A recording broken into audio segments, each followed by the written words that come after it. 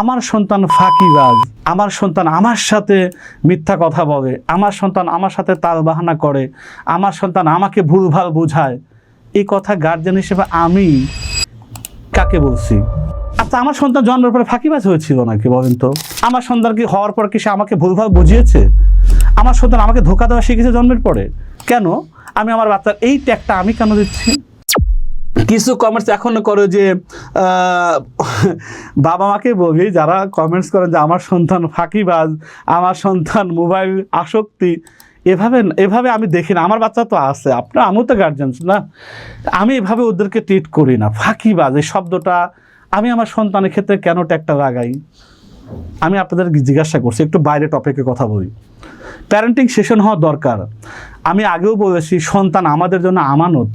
যারা গার্জিয়ান তাদের উদ্দেশ্যে বলতেছি, আমার সন্তান ফাঁকিবাজ, আমার সন্তান আমার সাথে মিথ্যা কথা বলে, আমার সন্তান আমার সাথে তালবাহানা করে, আমার সন্তান আমাকে ভুলভাল বোঝায়, এই কথা গার্জিয়ান হিসেবে আমি কাকে বলছি? একটু ডিপলি চিন্তা করি, কাকে বলছি? ওর সামনে বলছি? আমি আর একটা আমার ওর একটা বন্ধুর একটা মাকে বলছি, ওর একটা বান্ধবীর বাপকে বলছি, বা একটা ফ্যামিলি আরেকজন পাশের একটা আত্মীয়কে বলছি? কেন আমি আমার বাচ্চার এই ট্যাগটা আমি কেন দিচ্ছি? আচ্ছা, আমার সন্তান জন্মের পরে ফাঁকিবাজ হয়েছিল নাকি বলেন তো? আমার সন্তান কি হওয়ার পর কি সে আমাকে ভুলভাল বুঝিয়েছে? আমার সন্তান আমাকে ধোঁকা দেওয়া শিখেছে জন্মের পরে? এগুলো নিয়ে আরেকটা চ্যাপ্টার হতে পারে। এটা আসলে একান্তই বাবা মার সাথে কথা বলা যেতে পারে। আমি যেহেতু এখানে অনেক শিক্ষার্থী বন্ধু আছে, এতটুকু বলি, এইগুলো থেকে আমরা একটু যদি বাবা মার প্রতি রিকোয়েস্ট হবে, ফাঁকিবাজ এগুলো আমি আমার সন্তান জন্য না লাগাই। এটা কেন হয়েছে? এটার শুরুটা কিভাবে হয়েছিল? এটা আর একটা অনেক, এইটা নিয়ে কথা বলতে গেলে গার্জিয়ানরা বিশেষ করে জড়িত হবে না, কনফার্ম থাকেন। আমি আমার জায়গা থেকে বলছি, আমার বাচ্চাকে অ্যাডিক্টেড কে করছে?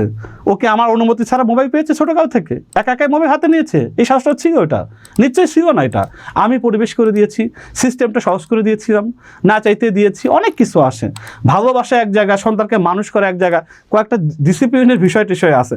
এইগুলো না আমরা দরকার একটা সেশন করব, বাবা আমার সাথে ভালো লাগবে। আমার কথাগুলো শুনলে, প্যারেন্টিং নিয়ে আমি অনেক সেশন নিজেও শিখেছি, দেশি বিদেশি, ওগুলো শেয়ার করবো আপনাদের সাথে।